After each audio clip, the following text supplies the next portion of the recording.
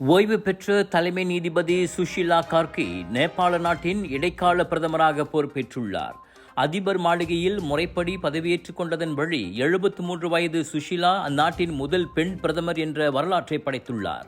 நாடாளுமன்ற கட்டிடம் தீ வைக்கப்பட்டது, முன்னாள் பிரதமரின் மனைவி வீட்டில் தீயில் உயிரிழந்தது, அமைச்சர்கள் சாலையில் துரத்திச் சென்று தாக்கப்பட்டது என கடந்த ஒரு வாரமாக அந்த தெற்காசிய நாட்டில் வரலாறு காணாத வன்முறை காட்சிகள் அரங்கேறின. தலை விரித்தாடிய ஊழல், வேலையில்லா திண்டாட்டம் ஆகியவற்றால் ஜென்ஸி இளம் தலைமுறையினர் கொதித்தெழுந்ததில் அவர்களுக்கும் பாதுகாப்பு படையினருக்கும் நிகழ்ந்த மோதலில் 50 பேர் வரை கொல்லப்பட்டனர். இதனால் பிரதமர் பதவியிலிருந்து KP சர்மா ஒலி ராஜினாமா செய்தார். இடைக்கால பிரதமராக சுஷீலாவை தேர்வு செய்யுமாறு ஜென்ஸி ஆர்ப்பாட்டக்காரர்கள் வற்புறுத்தி வந்தனர். 2016-2017 இடையில் நேபாளத்தின் முதல் பெண் தலைமை நீதிபதியாக பணியாற்றிய சுஷீலா பல இளம் நேபாள மக்களால் சமரசமற்ற நபராக கருதப்படுகிறார். அவர் பதவியில் இருந்த காலத்தில் ஊழலுக்கு எதிராக கடுமையான நிலைப்பாட்டை எடுத்ததற்காக நற்பெயரை பெற்றவர் ஆவார்.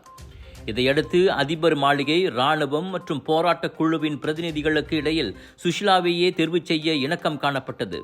சுஷீலா தலைமையிலான இடைக்கால அரசாங்கம் அடுத்த ஆண்டு மார்ச் வரையில் நாட்டை வழிநடத்தும். மார்ச் 5ஆம் தேதி பொதுத் தேர்தல் நடத்தப்படும் என அறிவிக்கப்பட்டுள்ளது.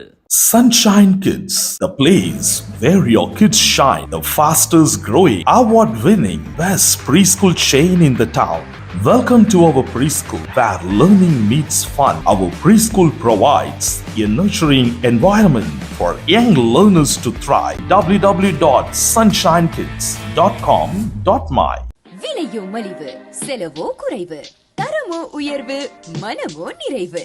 மக்களின் தேர்வு என்ரிகோஸ் முழு ஆடை சத்துள்ள பால்மாவு.